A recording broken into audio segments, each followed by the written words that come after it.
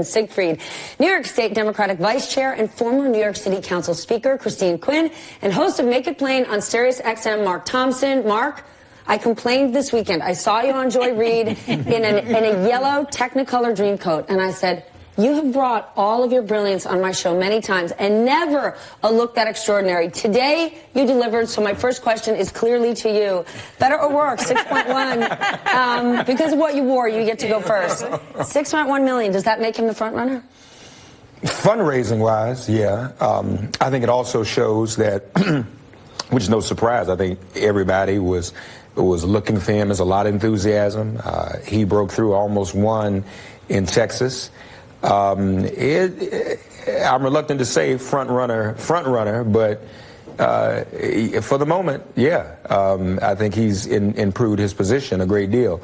Although, you know, when you run for president, before you run, your popularity is always high. Mm-hmm. But when you start running, then people start, you know, putting chinks in the armor.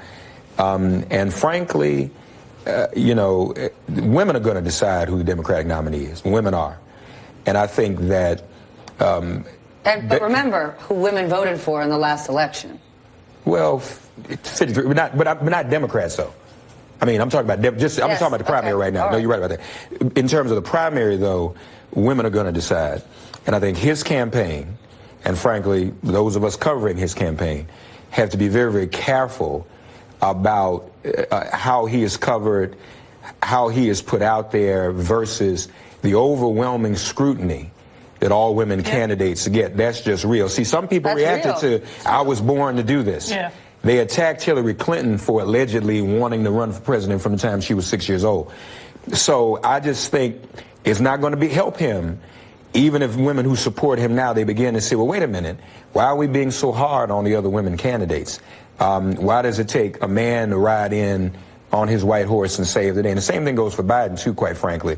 And I'm not saying it's going to play out that way, but I think they have to be very, very careful about how that is framed. And some women have already decided that's the way they feel.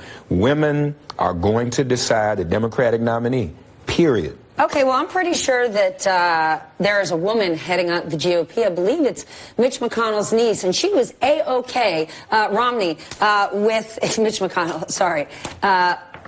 She was A-OK with the GOP sending this tweet out about Beto O'Rourke this weekend. Mm-hmm. His mugshot from a drunk driving arrest in 1998 on St. Patrick's Day, obviously stoking ethnic stereotypes, offensive in every possible way, and this is what Beto O'Rourke said.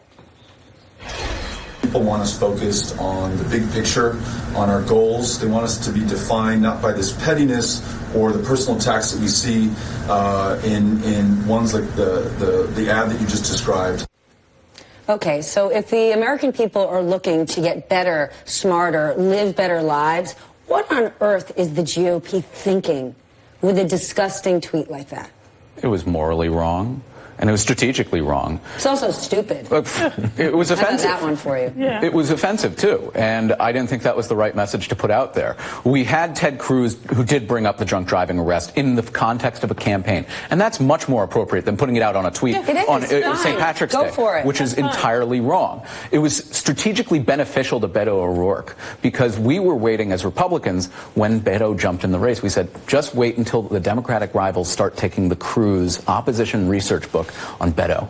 This just inoculated Beto O'Rourke from Democratic criticism for the drunk driving arrest. It's now out there, and it's going to end quickly. And I don't see how a Democratic candidate can go and try and use that against him now that Democrats have come and rallied to his defense. It's much harder. It's actually not about the drunk driving. I'm talking about the strategic. That we've been clear that I think it's absolutely morally wrong that the GOP did this. What this shows isn't that the Democrats can or can't use the drunk driving. What this shows, yet again, is the true colors of the GOP. That's what this shows. I mean, they've gone way back in their boxes and dusted off the Irish need not apply signs. I mean, this is historic discrimination and hatred that we thought we had moved beyond decades ago. It is stupid, but in the stupidity, it's not whimsical.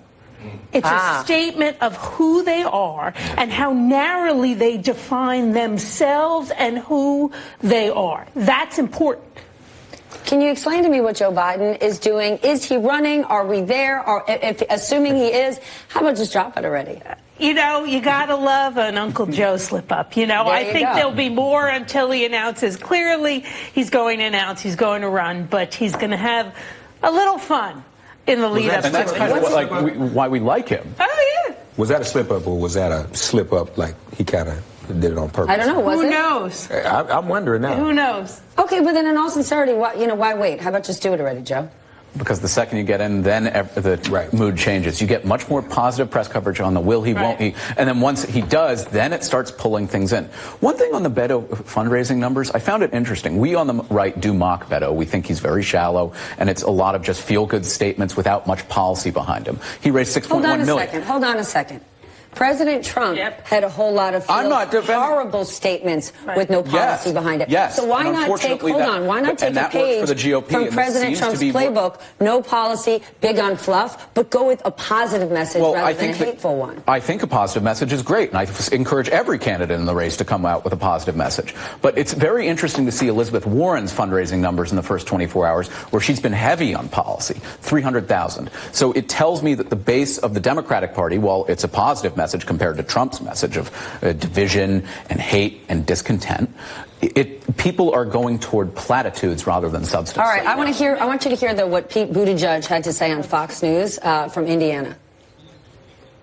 Part of how we were able to succeed in South Bend, governing, I believe, in accordance with progressive values, but also earning a lot of support from Republicans and independents, wasn't by trying to manage exactly where I was on this kind of left-right spectrum. It was by trying to do the right thing. I view myself as a progressive, but these labels are becoming less and less useful.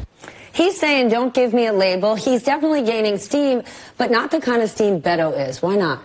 Well, look, he's a mayor of a small town, right? He's 36 years old. He's not been on the national stage before. So any movement he makes, I think, is massive and significant. And what his race shows so far, or his exploration shows so far, is that men and women of substance, men and women with policy, men and women who've lived a life of service are taken seriously by the Democratic Party and given their opportunity. And I think that really runs counter to the idea of Democrats seizing only on personality and fluff.